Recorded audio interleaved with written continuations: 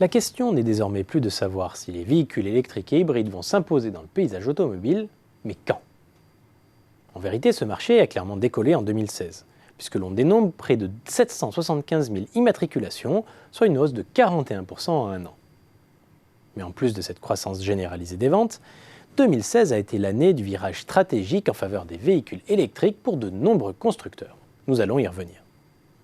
2016 a aussi été l'année de la chute des prix des batteries et de la désaffection pour le diesel en Europe. Autrement dit, tout est réuni pour que le marché connaisse un véritable essor dans les toutes prochaines années. La mobilité électrique représente un véritable changement de paradigme pour l'industrie automobile, car elle bouscule une bonne partie des business models et des règles du jeu du marché. Pour ne pas se laisser distancer, les grands constructeurs retiennent 5 orientations stratégiques, orientations décryptées par les experts de Xerfi dans leur étude. D'abord, une majorité d'entre eux a fait le choix de commercialiser des véhicules hybrides rechargeables, qui deviennent alors incontournables. Et si on se focalise sur les marques premium, la plupart entendent proposer de telles motorisations sur la majorité, voire la totalité de leurs nouveaux modèles, à l'instar d'Audi, Volvo ou Mercedes. Deuxième orientation, le 100% électrique.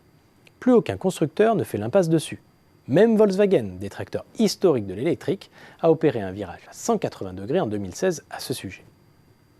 Troisième orientation, la plupart des véhicules électrifiés seront dérivés de modèles essence ou gasoil. L'idée, de lancer des véhicules spécifiques est progressivement abandonnée, ce qui permettra aux constructeurs de réaliser des économies d'échelle, de réduire le montant des investissements et de limiter les risques d'échec commercial. Quatrièmement, les constructeurs délaissent l'hybridation simple pour privilégier maintenant les véhicules hybrides rechargeables. C'était pourtant la technologie la plus commercialisée au monde sur ce segment jusqu'à présent. Enfin, cinquième orientation, les constructeurs veulent assembler eux-mêmes leurs batteries. Dans un véhicule électrique, 30% de la valeur provient de la batterie. C'est pourquoi un nombre croissant de constructeurs décident d'internaliser l'assemblage de celle-ci plutôt que de recourir à un sous-traitant. C'est un choix éminemment stratégique et l'avenir dira si c'est un gage de performance ou non.